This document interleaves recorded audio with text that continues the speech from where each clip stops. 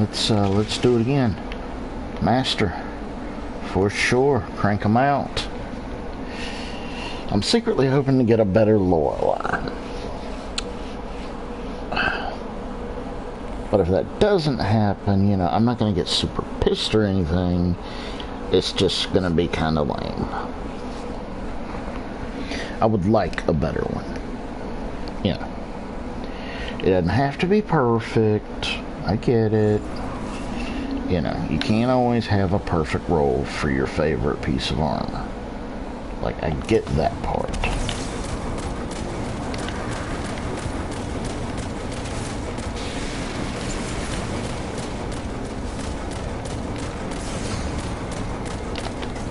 Damn.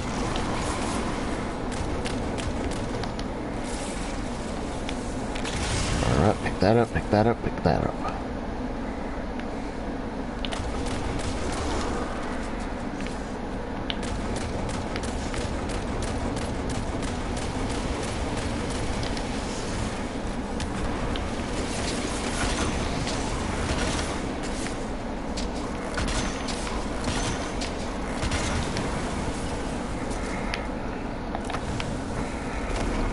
Like I set shit on fire, I'll teach you about fire, jerk.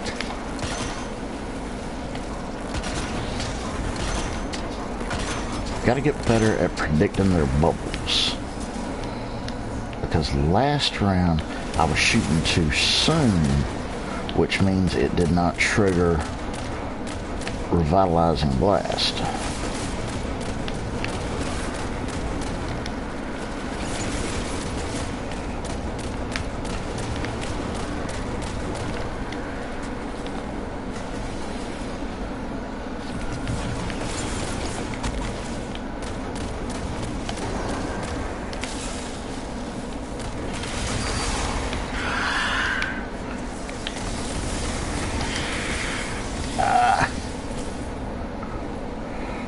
Too brave, Barracuda.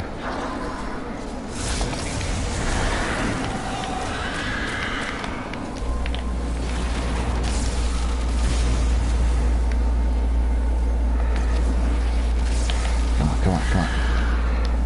Welcome, whoever just joined. Thank you for being here on this wonderful Sunday. We are doing Lost Sectors, and we are having a fantastic time. And, yeah, it's kind of about the size of it. Come on, you doggone jugger.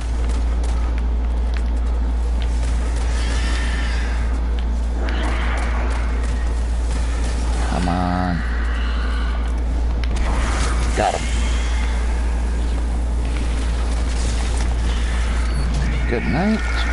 And the ghost too. There we go. Ba-boom. It's a me, Mikio. Hey, Miki, how you doing? Thanks for the follow. I appreciate you, man. Whoop. This guy never comes forward to challenge. So this is totally throwing me off.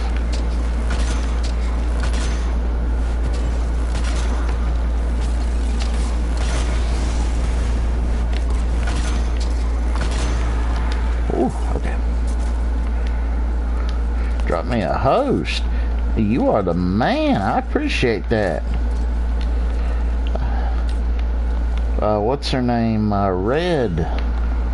Or, you know, her full name is It's Just Red. But she's, like, super nice. She was telling me that I just got to work on my networking. I got to get other people involved. That my content's good.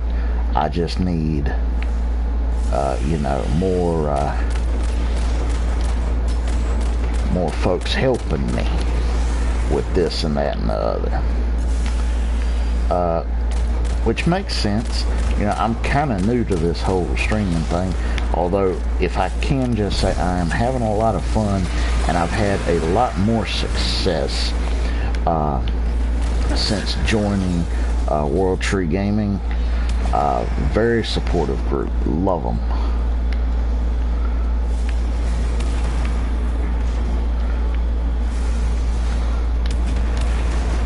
I have fun. I really do. It's it's something else. For sure. And which, for me, it's great because, like, ever since I was, like, 7 years old, I was teaching people things on video games. So, you know, and my grandfather, he actually, he was great at telling stories. Like, really, he could keep an entire room of people mesmerized for, like, an hour. And he wouldn't even be, like, the speaker at whatever we were at. He was just talking. And so, like, I've tried to adapt some of his storytelling methods in a new format. He was so good. I wish I had written more of his stories down. Like, there's some that I remember, but I wish I had really sat down with a pen and paper and just written everything down that he said, because it was so good. Like, he had stories. He had this one story. Him and a friend of his were fishing one day, and they were out on the lake, and they couldn't catch anything. They were out there for probably like 3 or 4 hours. Neither one of them caught anything. Well, Grandpa went to bait his hook one time, and for whatever reason, I don't know, maybe he wasn't paying attention, maybe he was tired, whatever, he picked up a marshmallow instead of a cricket. And he looked at what he was about to do, and he was just kind of thought it through, and he was like, you know, I wonder. And he hooked the marshmallow on the end of the hook and threw it out there, and about 3 minutes later, he had him a fish. So they stopped using crickets and started using marshmallows, and they caught some fish. That was one of the craziest stories he ever told me. I wish I had more of his army stories. Grandpa was drafted during Korea, and most of his stories, they were not what you might consider like typical war stories, like, you know, getting shot at and stuff.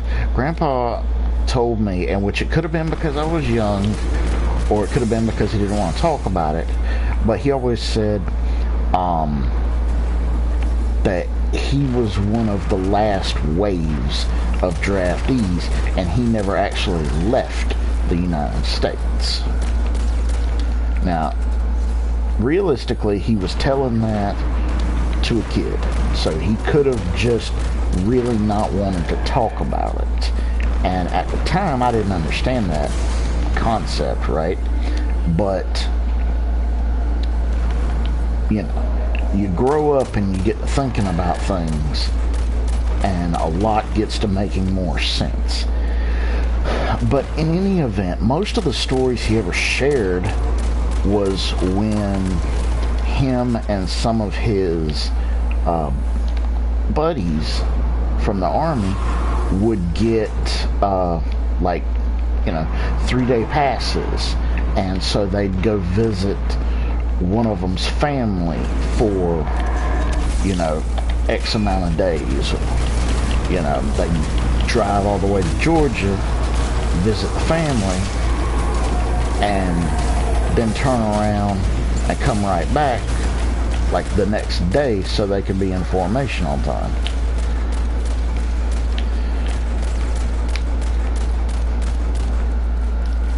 Grandpa had some good stories. Grandma did too.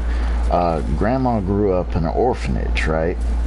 So she had a much different experience than I think most people have. Look at that.